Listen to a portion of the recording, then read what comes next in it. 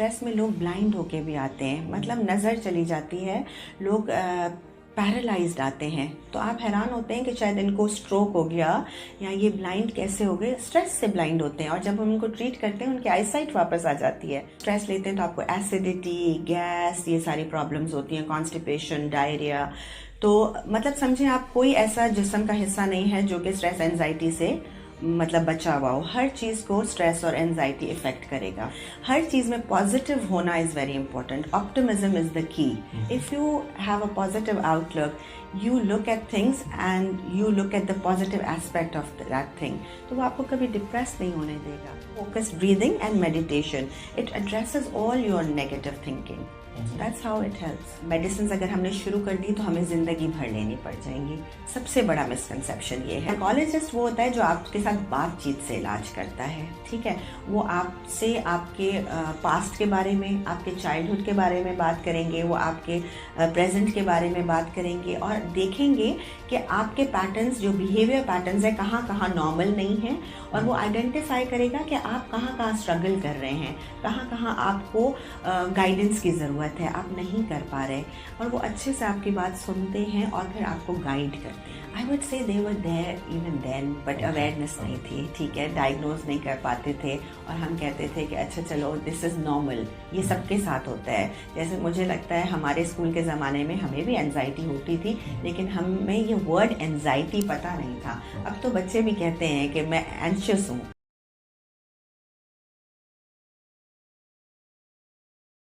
अस्सलाम वालेकुम। दिमाग का ताल्लुक इंसानी जिस्म के साथ वैसा ही है जैसे सीपीयू का ताल्लुक कंप्यूटर से।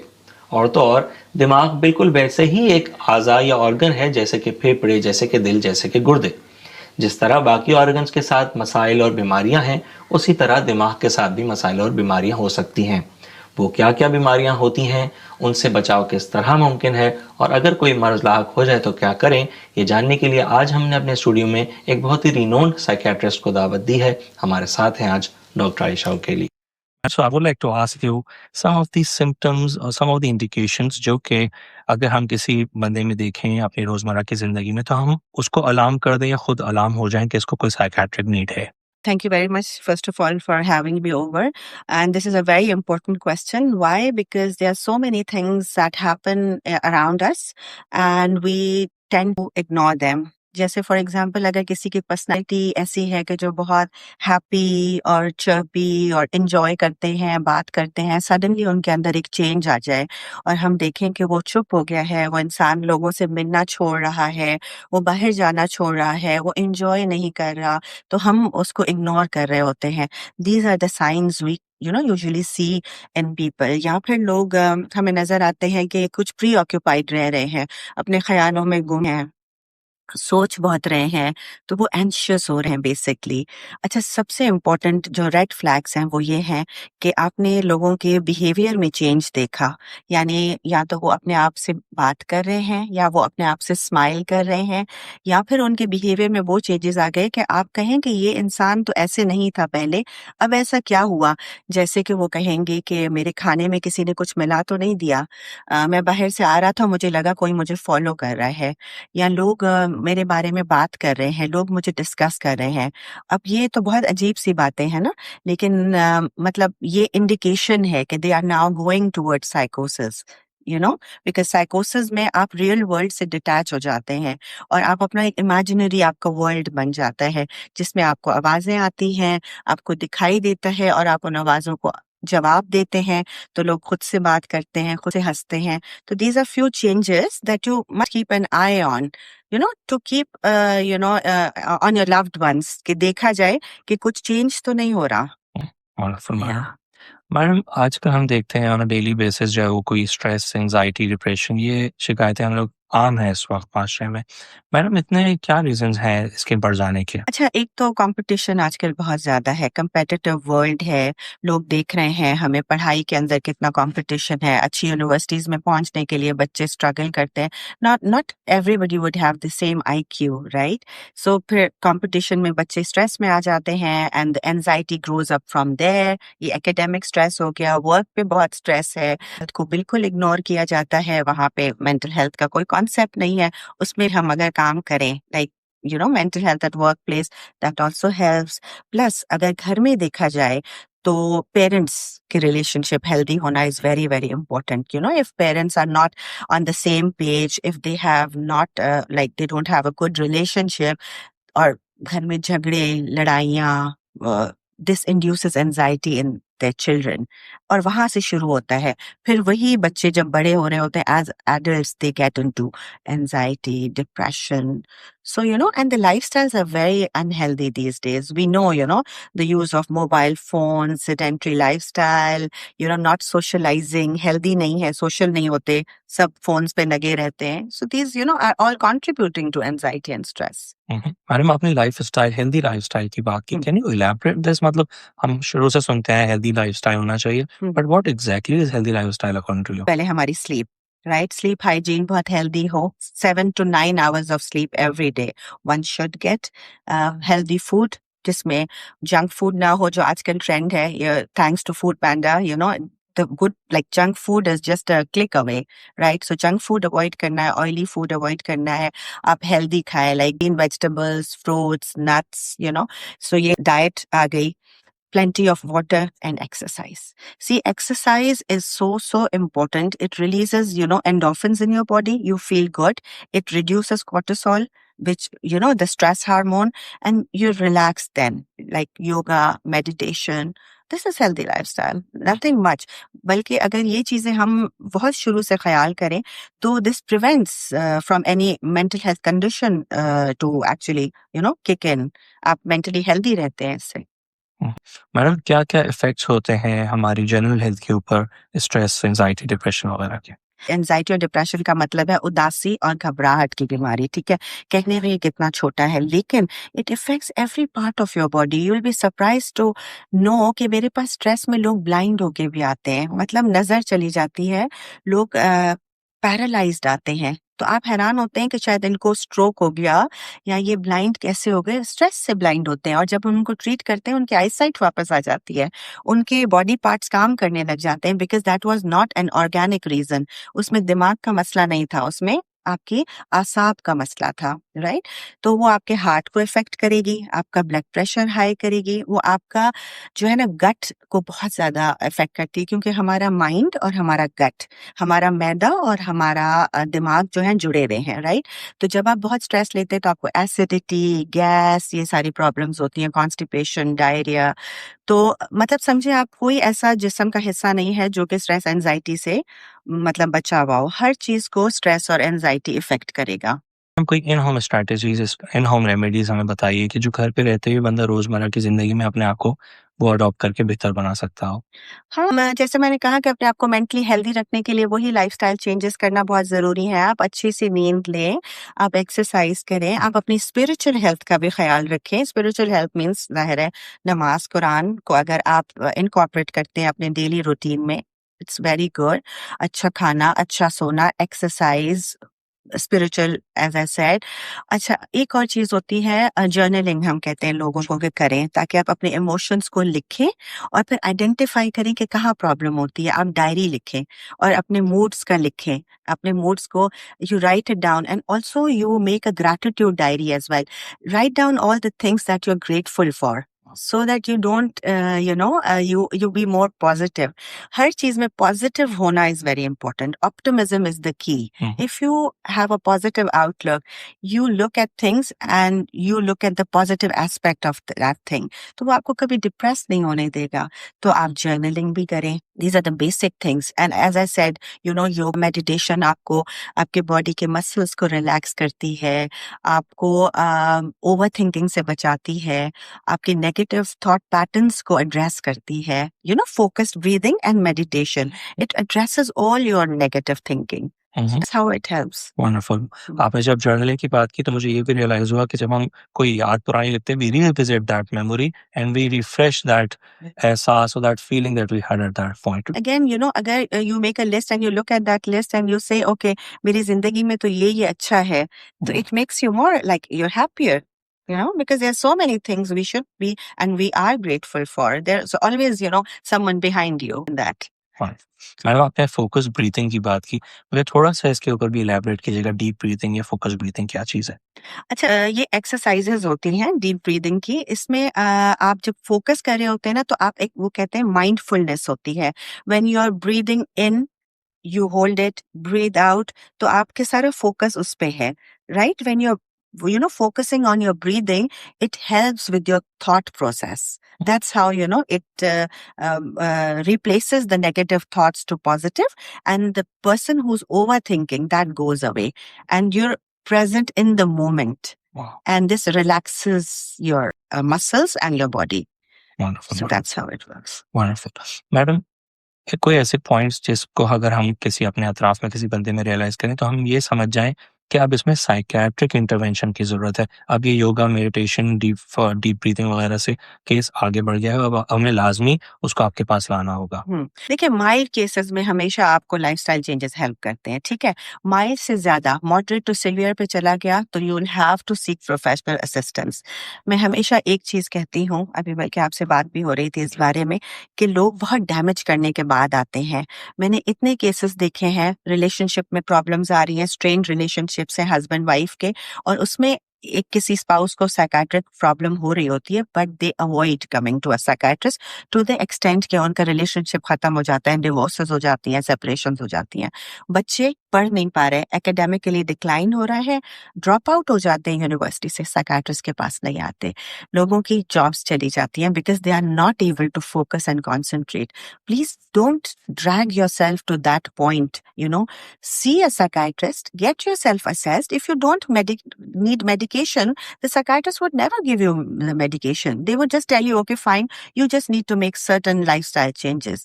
But if you don't come to a psychiatrist, you are actually prolonging the thing. You're making it worse. आपकी illness worse हो जाती है, severe हो जाती है, और जब तक वो हम तक पहुंचती है, वो इतने बुरे शेप में होती है, then you need medication for a longer period of time. Adds to the cost also? Yeah, so that's the thing. So you just if you see, as I said, आपको एक थोड़ा सा बिहेवियर के अंदर change आ जाए, या आपको लगे कि जो इंसान पहले था अब वो वैसा नहीं है, तो कोई भी चेंजेस है, come and discuss with the psychiatrist. Wonderful madam.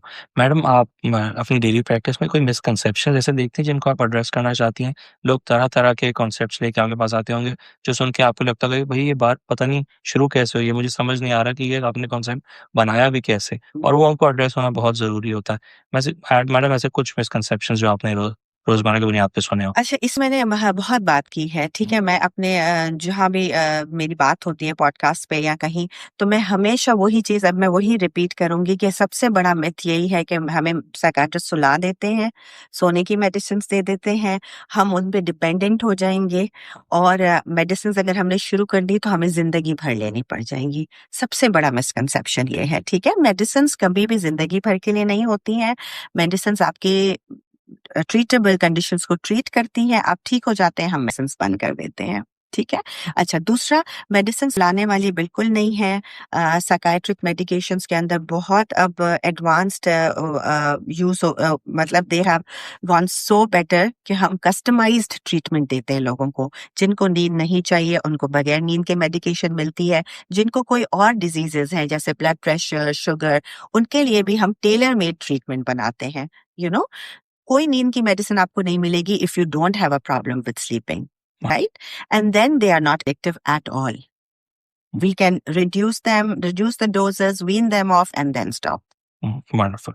Madam nature का कितना ताल्लुक है हमारी मेंटल हेल्थ से? अगर हम नेचर को से एक्सपोज रहेंगे, सनलाइट से एक्सपोज रहेंगे, फ्रेश एयर से एक्सपोज रहेंगे, क्या-क्या बेनिफिट्स होते हैं इन चीज़ों के? देखिए, सबसे ज़्यादा ज़रूरी तो ये है कि ये चीज़ें इसलिए ज़रूरी हैं, फ्रेश एयर एंड नेचर, कि आजकल का जो लाइफ़स्टाइल है, आप देखिए मोबाइल फ़ोन्स हम लेके बैठते हैं and we are stuck to them, या जो स्क्रीन से हमें जो ब्लू रेज़ आ रही होती हैं, वो हमें कितना डैमेज कर रही होती हैं, ठीक है? हमारा यहाँ पे मैं ये थोड़ा-सा मेंशन कर दूँ कि मेलाटोनिन जो हमारे बनता है ब्रेन में, वो हमें it helps us to go to sleep. वो मेलाटोनिन को सप्रेस कर देता है मोबाइल स्क्रीन से जो रेज़ आती हैं, तो हम बेख़ाबी का शिकार होते हैं, हमें नींद नहीं आती है, ठीक है? और हम हमारा अटेंशन स्पैन इतना शॉर्ट हो गया है मोबाइल के यूज की वजह से कि हमें जल्दी जल्दी ग्रेटिफिकेशन चाहिए, फौरन फौरन। ठीक है, तो हमें कोई भी चीज हम आउटसाइड मोबाइल करते हैं तो हमें खुशी नहीं मिलती है, जैसे नेचर। तो हमारी जनरेशन तो फिर बेहतर है, जो आजकल की यंगर जनरेशन है, when they go outside in the real world they would not be happy. उनको नेचर अट्रैक्ट नहीं करता, उनको हवा, सन ये नहीं चाहिए, क्योंकि उनको वहां से ग्रेटिफिकेशन नहीं मिलती, प्लेजर नहीं मिलता, क्योंकि क्विक प्लेजर तो यहाँ से मिल रहा है ना फोन से, तो दे स्टक देयर। तो इसका तो बहुत बड़ा रोल है। You keep the mobile aside, तो इसका मतलब आपको स्क्रीन एक टाइम मिल रहा है और फिर आप कनेक्ट कर रहे हैं नेचर से, you get time to think, and this is also meditating. You are connecting with nature, Wow. and it relaxes you, Mhm. helps you with the mental health. Mhm. इसी तरीके से मैडम कलर्स का, हम्म। Pets का, मेरे ख्याल में कि talking to somebody, how do these things contribute in better mental health? It's again the same thing. It relaxes your muscles, it relaxes your system, endorphins release होंगी, stress hormone कम होंगे, you're happier.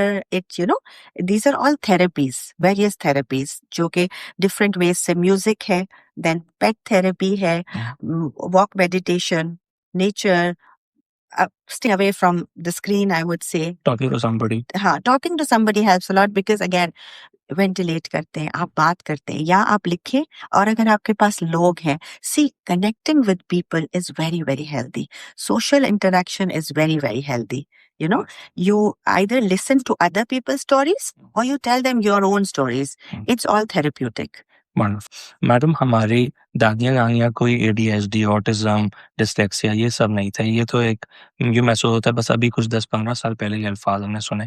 क्या वजह बनी जो ये problems अब exist करना हो गई और अब इतनी रैम्पेंट हो गई? I would say they were there even then, but Okay. awareness नहीं थी। ठीक है, डायग्नोज नहीं कर पाते थे और हम कहते थे कि अच्छा चलो दिस इज नॉर्मल, ये सबके साथ होता है। जैसे मुझे लगता है हमारे स्कूल के जमाने में हमें भी एंजाइटी होती थी, लेकिन हमें ये वर्ड एंजाइटी पता नहीं था। अब तो बच्चे भी कहते हैं कि मैं एंशियस हूँ, मुझे एंजाइटी हो रही है, मुझे डिप्रेशन हो रहा है, बच्चे कहते हैं। हमें पता नहीं था। These things existed even then, but now I would say we must be thankful. We should be thankful to science कि उसने इतनी तरक्की की कि हमें पता चला। And when you know the problem, you identify, only then you can treat it. ये तो तब भी था, बिल्कुल। बट कोई रीजन जो अब इतने ज्यादा प्रेवलेंट होने लगी है? देखिए, एक चीज मैं जरूर बताना चाहूंगी आपके प्लेटफॉर्म के थ्रू लोगों को, जो कि इट्स वेरी वेरी इंपॉर्टेंट, जो ADHD, attention deficit hyper activity disorder, इसको लोग आइडेंटिफाई नहीं कर पाते हैं। सबसे बड़ा इसका जो कहते हैं ना, जो बड़ा साइन है वो ये है कि आपका बच्चा आपसे आके कंप्लेन करेगा कि मैं पढ़ नहीं पा रहा, क्योंकि मैं फोकस नहीं कर पा रहा, मैं कॉन्सेंट्रेट नहीं कर पा रहा, या और उसके ग्रेड्स गिरना शुरू हो जाए, क्योंकि माँ बाप हैरान हो जाते हैं, वो बच्चों पे स्ट्रिक्ट हो जाते हैं कि तुम्हारे ग्रेड्स कैसे गिर रहे हैं। Try to understand why the grades are going down, what is the reason behind this academic decline. ये ADHD किक इन कर रहा होता है। और ADHD जरूरी नहीं है कि बचपन में आपने बच्चों को देखा जो हाइपर एक्टिव बच्चे हैं सिर्फ वही ADHD है। No, it can also start in later in life. Adult ADHD भी होता है, जिसमें आप हैरान होंगे कि लोग अपना नॉर्मल जो काम है वो कर नहीं पाते, टाइम मैनेज नहीं कर पाते, वो टारगेट्स को मीट नहीं कर पाते हैं। ठीक है, ऐसे पता चलता है। अटेंशन कॉन्सेंट्रेशन 0 हो जाती है, and when they sit to work they are not able to. और फिर लोग हैरान हो जाते हैं कि मैं पहले कभी भी ऐसा नहीं था, ये अचानक कैसे हो गया। तो then you should keep in mind कि okay, there is something wrong going on and we should find out. तो ADHD का मुझे स्पेशली कहना था, क्योंकि लोग बहुत रिलक्टेंट होते हैं मेडिसिन देने से, और बच्चों के फ्यूचर और करियर खराब हो जाता है। मैडम, क्या अब तक आपने कोई ऐसे फैक्टर्स आइडेंटिफाई कर पाए, जैसे आपने कहा कि किसी को एडल्ट ADHD भी होता है, यानी कि बचपन में उसको ऐसा कुछ नहीं था, तो आपने कभी हिस्ट्री टेकिंग में कोई ऐसे फैक्टर्स आइडेंटिफाई किए हो कि इन वजूहात की बिना पर उसको लेटर स्टेज ऑफ लाइफ में ADHD डेवलप हो गया? Any contributing factors to its development? हाँ, देखिए, एक तो पहले तो पता कैसे चलेगा, ठीक है, बच्चे का मैंने जैसे कहा कि चेंज इन पर्सनालिटी, ठीक है, चेंज इन बिहेवियर्स और उनके रिजल्ट्स, एक तो उससे। अच्छा, दूसरा ADHD hyper active, this is a chemical thing, it's a chemical not in the hands of the people. Yes, and it's a genetic as well. आपके विरासत में आपको मिल गया, आपके जो है केमिकल इम्बैलेंस से हो गया। एंड देन पता कैसे चलेगा? आपने देखा कि कुछ बच्चे बहुत ही unhealthy choices, they are making unhealthy choices in life जो कि डेंजरस होती हैं। देखिए एडीएचडी का एक चीज बहुत क्लियर है, जिस इंसान को एडीएचडी होगा वो डेंजर को नहीं आइडेंटिफाई कर पाता, वो ऐसी चॉइसेस करता है यानी कि जिसके बाद में नुकसानात बहुत बड़े होते हैं, लेकिन जब उसको कुछ करना होता है तो वो कर गुजरता है, वो ये नहीं सोचता कि इसके कॉन्सिक्वेंसेस क्या होंगे। ये सबसे बड़ा एक साइन है एडीएचडी के लोगों का। वो ऐसी चीजें करते हैं, आप कहते हैं कि ये इसने कैसे कर दिया, जज्बात में आके they make wrong decisions, they are impatient. That's how you know about ADHD. Same goes for autism. Madam, please tell us a bit about autism, how to identify autism, what reasons contribute to the development of autism in a child. Anything about autism? See, again, reasons तो वही है, chemical imbalance and genetics and all. But autism का एक तो बच्चा आपका देर से बोलेगा, ठीक है, उनकी स्पीच बहुत डिलेड होती है, उनके बिहेवियर्स में बहुत अग्रेशन भी होता है, फ्रस्ट्रेटेड होते हैं because they are not able to express what they want, and not being able to express is really frustrating. तो ये अग्रेसिव एजिटेटेड होते हैं, और दूसरे एबनॉर्मल बिहेवियर्स आप उनके अंदर देखते हैं, राइट?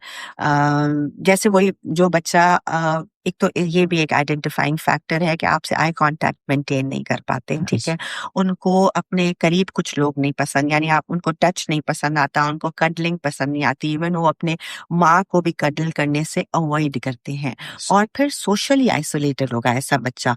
आपको पता चलेगा एक ग्रुप ऑफ बच्चे वहाँ खेल रहे हैं और एक बच्चा अलग बैठा है, या स्कूल में ब्रेक टाइम में एक बच्चा है जो अकेला बैठा है, तो इट इज अ साइन कि आप मिंगल नहीं कर पाते, दूसरे बच्चों के साथ खेल नहीं पाते, आप अकेले खेलते हैं। So just to conclude, speech delay हो गया, आप सोशली आइसोलेटेड हो गए, आपके थोड़े से एबनॉर्मल बिहेवियर्स आ गए, आई कांटेक्ट नहीं होगा, these things. डॉक्टर आयशा, आज हम देख रहे हैं कि हर बच्चे के हाथ में भी फोन है, पेरेंट्स के हाथ में भी फोन है। किसी मॉल में जाते हैं, बच्चा थोड़ा सा रोना शुरू हुआ, माँ ने फोन पकड़ा दिया, खाना नहीं खा रहा, फोन पकड़ा दिया। क्या क्या इम्पैक्ट इसके हो सकते हैं? ये सब कहाँ लेके जाएगा हमें? देखिए, मोबाइल फोन कहते हैं ना कि टेक्नोलॉजी को आप अच्छे से यूज भी कर सकते हैं, और उसका ओवर यूज और इम्प्रॉपर यूज आपको नुकसान दे सकता है। मोबाइल फोन की एडिक्शन बहुत ज्यादा कॉमनली देखी गई है अब, लाइक इतनी ज्यादा उससे हमें खुशी मिलती है, इतना प्लेजर मिलता है, और इतना इंस्टेंट प्लेजर मिलता है कि हम मोबाइल फोन से इनसेपरेबल हो गए हैं, हम मोबाइल फोन को अपने से दूर नहीं कर पा रहे होते। It's like oxygen to us, again I would say, because it's अब क्या होता है, आपने मोबाइल, आपने सोशल मीडिया पे आप बहुत इन है, आपको कॉन्स्टेंटली लाइक्स मिल रहे हैं, कमेंट्स मिल रही हैं, एक डोपामिन की स्पाइक आई, you are so happy, and again it goes down, इससे पहले कुछ और होगा सोशल मीडिया पे, तो कॉन्स्टेंटली कुछ ना कुछ हो रहा है and you are happy. Outside mobile then nothing excites you. आप हैरान होंगे, मैंने इतने लोगों से किस्से सुने हैं, वो कहते हैं हम अपने बच्चों को डिज्नीलैंड लेके जाते हैं और वो वहां पे खुश नहीं होते, वो वहां जाके कहते हैं कि यार it's okay, because all they want is there mobile phones. Real world का कोई चीज उनको अट्रैक्ट नहीं करती है। इवन हम लोग इस उम्र में भी, मैं अगर आज डिज्नीलैंड जाऊंगी तो मैं तो उनकी राइड्स देख के एक्साइटेड हो जाती हूँ, लेकिन मेरा बच्चा नहीं एक्साइट होगा। हमारे बच्चों को, my 14-year-old would not want to go out for dinners, would not go out on social interaction, जहाँ पे उसके पेरेंट्स के साथ जाना हो, अपने फ्रेंड्स ठीक है, लेकिन बाकी टाइम उनको अपना स्क्रीन चाहिए होता है। तो मैं कहती हूँ ये तो बहुत हमारी यंगर जनरेशन के साथ जुल्म हो गया है कि हम सोशल मीडिया से हट के कुछ कर नहीं सकते। अटेंशन स्पैन्स बहुत शॉर्ट हो गए हैं, हम बहुत देर तक कहीं कॉन्सेंट्रेट नहीं कर पा रहे होते हैं। और एक चीज आप नोट करें, जब हम फोन यूज कर रहे हैं तो इन्फॉर्मेशन ओवरलोड कितना ज्यादा है, हम कॉन्स्टेंटली कुछ ना कुछ वी आर टेकिंग इन, तो हम मेंटली फटीग का शिकार हो जाते हैं, ठीक है। और अगेन हम सोते नहीं है रात में, क्योंकि हमारी मेलेटोनिन सप्रेस हो रही है, स्लीप इंड्यूसिंग हार्मोन है ही नहीं, बन ही नहीं रहा, तो हम सो नहीं रहे, हम सारी रात मोबाइल देखते हैं। तो आई वुड से कि मोबाइल्स के अंदर अगर हम कोई ऐप इस तरह की लगा दें या अपना टाइमर लगा दें कि हमने इतनी ब्रेक्स लेनी है, और बीच बीच में ब्रेक्स लेने में हमें ऐसी एक्टिविटीज में खुद को इन्वॉल्व करना है जो कि सोशल मीडिया ना हो। हाउ अबाउट आप ही ये स्पेसिफाई कर दें कितनी ड्यूरेशन ठीक है, कितनी ड्यूरेशन डेंजरस हो सकती है? हाँ, एक 20-20-20 का रूल होता है, कहते हैं कि 20 मिनट्स के बाद आप ब्रेक लें, 20 मिनट्स के लिए ब्रेक लें और अच्छा। 20 फीट अवे आप देखें देखें क्या हो रहा है। मीन्स माइंडफुली देखें आपके सराउंडिंग में क्या हो रहा है। तो 20-20 के रूल फॉलो करें और ब्रेक्स लें बीच में। और यहाँ पे आपके हर रोज में कुछ ऐसा टाइम होना चाहिए जो कि बिल्कुल टेक्नोलॉजी फ्री हो, जिसमें कोई गैजेट्स ना हो। उसमें यही होता है कि आप बैठे अपनी फैमिली से बात करें, आप बैठे अपने दोस्तों से बात करें, आप घर से बाहर जाएं, इंटरैक्ट करें, एक्सरसाइज करें, all these things wonderful. Gadget free. Right. मैं जहाँ तक मैंने कुछ पढ़ा है, मुझे कुछ आइडिया इस बात का भी है कि अगर दूर तक हमें कुछ नज़र आ रहा हो, फॉर एग्ज़ाम्पल हम किसी छत पे खड़े हैं या ऐसे किसी विज़न पे खड़े हैं या सीढ़ियों पे खड़े हैं जहाँ पे हमारा कैनवास बहुत बड़ा है, तो उसके भी कोई पॉजिटिव इफ़ेक्ट्स होते हैं दिमाग पर? यही पॉजिटिव इफेक्ट कि हम लोग डिस्ट्रैक्ट होते हैं, नेगेटिव थॉट पैटर्न को ब्रेक करते हैं, हमारी over thinking, over worrying stop हो जाती है। और ये 20-20 वाले रूल में ये भी आ रहा है कि आपने 20 मिनट्स के बाद 20 मिनट्स की ब्रेक लेनी है, जिसमें 20 फीट अवे तक आप देखें। Nice. So that's how it helps. अपने घर की छत पे जाएँ, समंदर किनारे जाएँ या कहीं बाहर घूमने। नेचर में, गार्डन में जाएं, पार्क्स में जाएं। मैडम, और आप क्या केसेस आपकी ओपीडी में आप ऑन अ डेली बेसिस देखती हैं अपार्ट फ्रॉम दिस? सबसे ज्यादा anxiety, depression. Anxiety is at its peak. आप हैरान होंगे, हर तीसरा इंसान आजकल एंजाइटी का शिकार है। एंड देन साइकोसिस, and then bipolar disorder, these are very common. Obsessive compulsive disorder, very, very common. It's also a type of anxiety disorder. It's very, very common. It all comes from induced like anxiety. जो लोग बहुत stress लेते हैं, जैसे लोग मेरे पास आते हैं, वो कहते हैं कि आपका क्या ख्याल है, हमें एंजाइटी क्यों हुई, या वो कहते हैं हमें जिंदगी में कभी ऐसा नहीं हुआ, अब क्यों हो रहा है।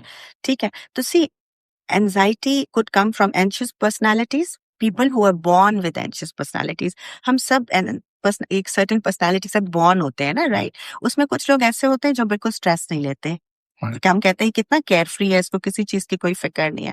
और कुछ लोग are born with anxious personality, those people are more prone to get anxiety disorders. उनको हर छोटी चीज परेशान करेगी, हर छोटी चीज पे वो सोचेंगे, ओवर थिंक करेंगे, ओवर वरी करेंगे, उनके स्ट्रेस हार्मोन्स बढ़ जाएंगे बॉडी के अंदर, और फिर वो पैनिक करने लगते हैं। ठीक है, ये स्ट्रेस हार्मोन का भी मुझे जैसे खास कहना है, कॉर्टिसोल जब हमारी बॉडी के अंदर बढ़ जाता है तो हमारे वेट गेन के मसले शुरू हो जाते हैं, और हमारी स्ट्रेस से इम्यूनिटी लो हो जाती है, स्ट्रेस से हमारे डिफरेंट पार्ट्स, जैसे मैंने पहले कहा, इफेक्ट होते हैं। तो this is very important, weight gain हो रहा है, तो दैट इज ऑल स्ट्रेस। और इसमें आपने जो फैक्टर्स आइडेंटिफाई किए हैं, वो अनफॉर्चुनेटली ऐसे हैं जो हमारे अख्तियार में नहीं, और केमिकल इम्बैलेंस हो गया, जीन्स हो गया। The only thing we can do is maintaining a healthy lifestyle, deep breathing, focus, meditation. And the circumstance at home, as I said, कि घर में लड़ाई झगड़ा, चीखना चिल्लाना, it induces anxiety, depression, या फिर वर्क प्लेस पे इतना प्रेशर देना अपने सबऑर्डिनेट को कि वो प्रेशर को हैंडल ही ना कर सके, वो ओवरवेल्म हो जाए।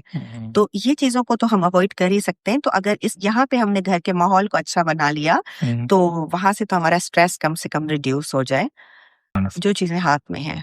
मैडम, लोग इसमें अक्सर कंफ्यूज होते हैं कि साइकियाट्रिस्ट कौन होता है, साइकोलॉजिस्ट कौन होता है, थेरेपिस्ट कौन होता है, न्यूरोलॉजिस्ट कौन होता है। मेरे ख्याल से आपके पास भी आने वाले लोग कंफ्यूज होते होंगे कि हमें किसके पास जाना चाहिए था। थोड़ा सा अगर आप ये आइडेंटिफाई करा दें। बिल्कुल, ये बहुत बहुत जरूरी है। It's a very good question, because मैंने बहुत सारे लोगों को, अच्छे पढ़े लिखे लोगों को भी देखा है कि वो बहुत ही कंफ्यूज होते हैं इस चीज में। ठीक है, साइकोलॉजिस्ट वो होता है जो आपके साथ बातचीत से इलाज करता है। ठीक है, वो आपसे आपके पास्ट के बारे में, आपके चाइल्डहुड के बारे में बात करेंगे, वो आपके प्रेजेंट के बारे में बात करेंगे, और देखेंगे कि आपके पैटर्न्स, जो बिहेवियर पैटर्न्स है, कहाँ कहाँ नॉर्मल नहीं है, और वो आइडेंटिफाई करेगा कि आप कहाँ कहाँ स्ट्रगल कर रहे हैं, कहाँ कहाँ आपको गाइडेंस की जरूरत है, आप नहीं कर पा रहे, और वो अच्छे से आपकी बात सुनते हैं और फिर आपको गाइड करते हैं। दीज आर साइकोलॉजिस्ट, जिनके अंदर क्लिनिकल साइकोलॉजिस्ट भी होते हैं और थेरेपिस्ट भी होते हैं। इनके अंदर बहुत ही फाइन एक डिफरेंस होता है, उसमें डिटेल्स में आम आदमी को जाने की जरूरत नहीं, वो उनके आवर्स पे होता है, उनकी ट्रेनिंग के आवर्स पे डिपेंड करता है। ठीक है, अच्छा, साइकाइट्रिस्ट वो होता है जो डॉक्टर होता है, जिसने एमबीबीएस के बाद साइकाइट्री में स्पेशलाइज किया होता है, और वो आपकी जो है डायग्नोज करता है कंडीशन को कि ये क्या प्रॉब्लम है, क्या डिसऑर्डर है, और फिर वो उसको मेडिसिन से ट्रीट करता है। That's the difference. So I always tell people, it's not just because कि I am a psychiatrist I am saying this, I would say the diagnosis should come from a doctor because it's a disorder. Okay, ना ये एक बीमारी है. So you go to a psychiatrist, get yourself diagnosed and assessed, and there's a possibility you don't need medication, and the psychiatrist would simply refer you to a psychologist. Wonderful. So the first person a patient should report to in a clinic or in a hospital should be a psychiatrist and not a therapist. Yes. Very And we refer them to the psychologist and the neurologist. You said, जैसे मैं लोगों को आम जबान में समझाती हूँ कि देखिए आसाब का मसला है तो साइकाइट्रिस्ट के पास आएंगे, दिमाग का मसला है तो न्यूरोलॉजिस्ट के पास जाएंगे. That's how it is different.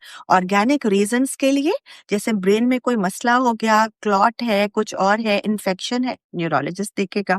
और अगर आसाब मीन्स लोग मुझे कहते हैं कि हमसे टेस्ट करवा लें कोई, तो मुझे सीटी स्कैन करवाना है, हमें एमआरआई कराते हैं, तो मैं उनसे कहती हूँ देखो दुख, परेशानी, एंजाइटी, डिप्रेशन तो किसी टेस्ट में नजर नहीं आएगा, तो मैं आपका सीटी स्कैन क्यों कराऊं? मतलब मुझे उसमें आपकी परेशानी, दुख नजर नहीं आएगा.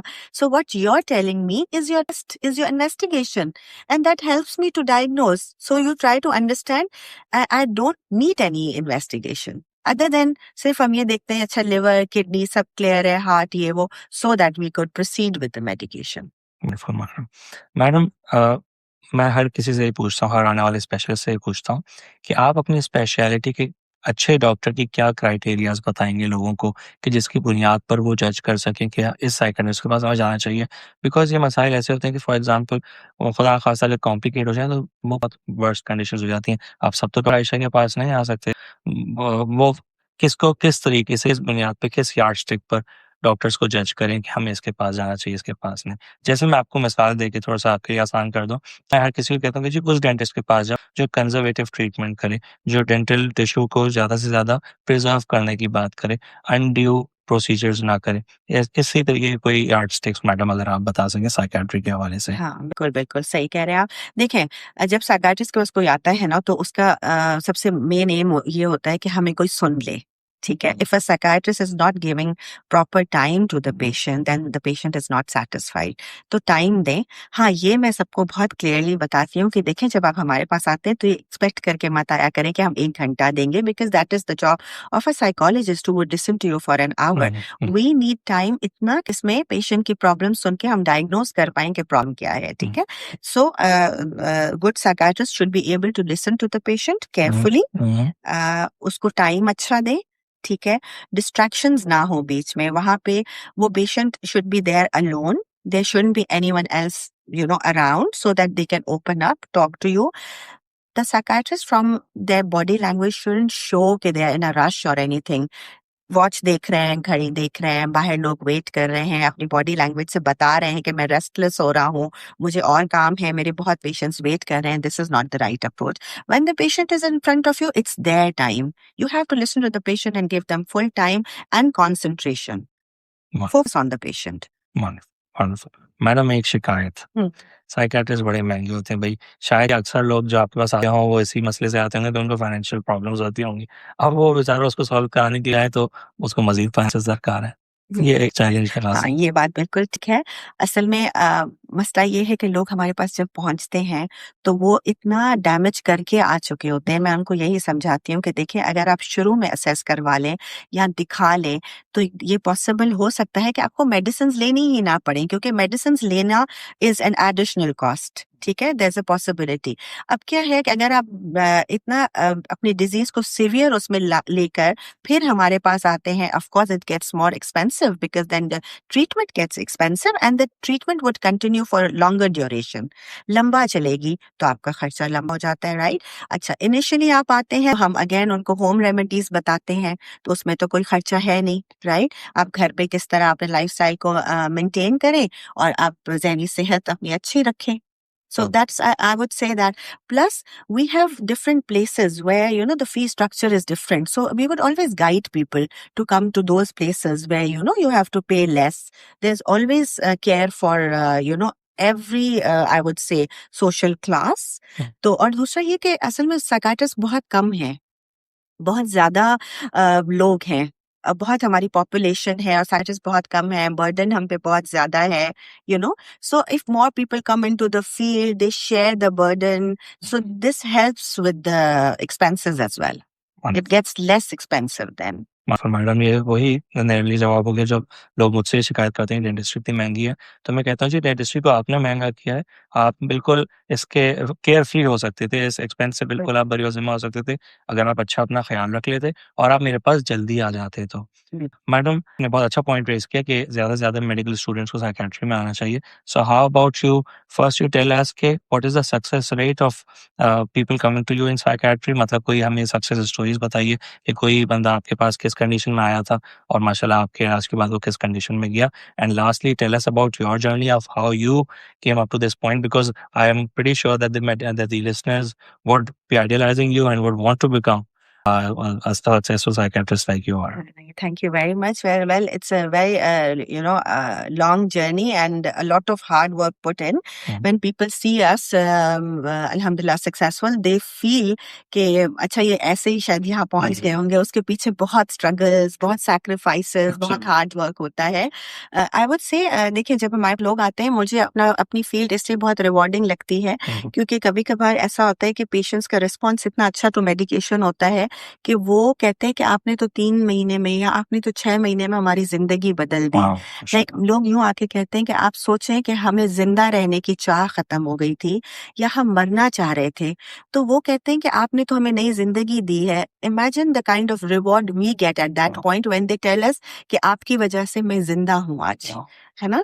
तो ये बहुत ज्यादा. एंड देन अगेन अच्छा एक और चीज मैं मेंशन कर दूं, जैसे AKU में I am a student psychiatrist, so I see a lot of students. Even in Ireland I was a child psychiatrist as well, तो मैं स्टूडेंट्स और टीनेजर्स बहुत देखती थी. तो of course then they get inspired and then they choose their fields. तो people do get advices from us के हम साइकियाट्री में आना चाहते हैं, हम क्या करें. लेकिन मैं सिर्फ एक इस बात कहती हूँ कि psychiatry need to have strong nerves. ये है ना, हर कोई साइकियाट्रिस्ट बन नहीं सकता. इनिशियली मुझे लगता था साइक इजी है, और जो खवातीन है लड़कियां वो या तो स्किन में जाए या साइक में जाए. बट नाउ आई फील कि it's not that easy. Why? Because मैं अगर अपने घर वालों को कभी कोई स्टोरीज शेयर कर दूं तो my husband would tell me कि मैं तो सारी रात सोया नहीं. तुम हर रोज इतनी स्टोरीज सुन के कैसे सो जाती हो? You know, how do you move forward and carry on with life after listening to so much? You know, मैं इसको इतना पॉजिटिव लेती हूँ, आप हैरान होंगे डॉक्टर अरीब कि मेरे पास जब लोग अपने प्रॉब्लम्स के साथ आते हैं तो मैं और ग्रेटफुल होती हूँ, मैं और अल्लाह से थैंकफुल होती हूँ. My gratitude goes there and I am like oh my God, ये तो इतनी सफरिंग है जिंदगी में, दुनिया में, हम तो कितनों से बेहतर है. You are more thankful then. ठीक है, तो स्ट्रॉन्ग नर्व्स होना जरूरी है. ऐसा नहीं है कि आप पेशेंट्स के साथ बैठ के रो भी रहे हैं उनकी स्टोरीज सुन के. This is the key point. ठीक है, बेहतर ये है कि जब आप MBBS कर लें, आप हाउस जॉब जरूर करें साइक में, so that you know whether you are able to continue और not. And if you can then I would say you must, because saturation इतनी नहीं है जिस तरह गायनी में, मेडिसिन में इतनी साइक में नहीं है सैचुरेशन. अच्छा, दूसरा ये, मैंने जैसे MBBS किया तो दैट वाज 2001 जब मैं हाउस जॉब की थी. उस जमाने में कोई खवातीन नहीं करती थी साइक.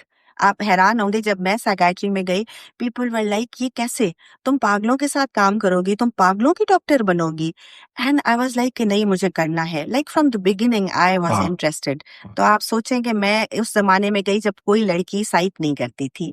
तो बस हाउस जॉब करके फिर FCPS किया, 4 साल की ट्रेनिंग की. अच्छा, इसमें मुझे प्रिविलेज ये है कि because of my husband's postings we have been posted to Multan, Peshawar, Hyderabad. So I have been exposed to patients in different areas of Pakistan, and I did my FCPS. Then I went to Ireland. I worked there for 8 years. फिर उसी के बीच में मैंने वहाँ membership of Royal College of Psychiatrists in London, वो उसकी degree की.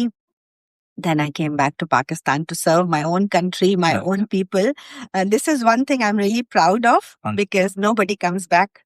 And so this was one of my aims, that when I am trained there, properly trained there, और मेरी पढ़ाई हो जाए, मेरी ट्रेनिंग हो जाए, मैं वापस पाकिस्तान आके अपने लोगों को सर्व करूँ. क्या बात है.